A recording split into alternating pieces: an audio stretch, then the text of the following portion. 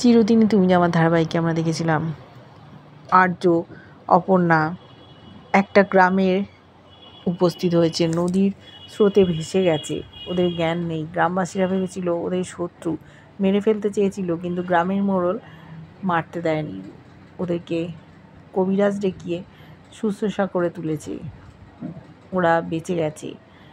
কিন্তু গ্রামবাসীদের মধ্যে কেউ কেউ অপর্ণাকে তুলে নিয়ে যেতে চেয়েছিল, আর্য অসুস্থ অবস্থায় বাধা দিয়েছে। গ্রামবাসীরা ভাবছে আমাদেরই লোকদের মারছে, এদেরকে বাঁচালাম, আর্যকে মারতে উদ্যত হয়েছিল।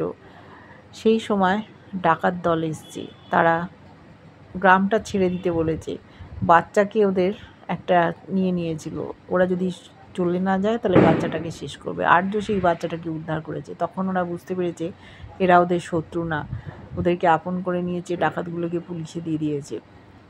আর্য অপর্ণাকে নতুন জামা দিয়েছে, কালী পুজো হবে। এদিকে বাড়ির লোকেরা খুব চিন্তায়, খোঁজ পাচ্ছে না, কোথায় গেল। পুলিশে খবর দিয়েছে কিঙ্কর, বলছে আর্য যদি জলের স্রোতে ভেসে যায়, কোনো গ্রামে গিয়ে ওঠে, তাই কিঙ্কর খোঁজ করছে। দেখতে থাকবো কী হয়।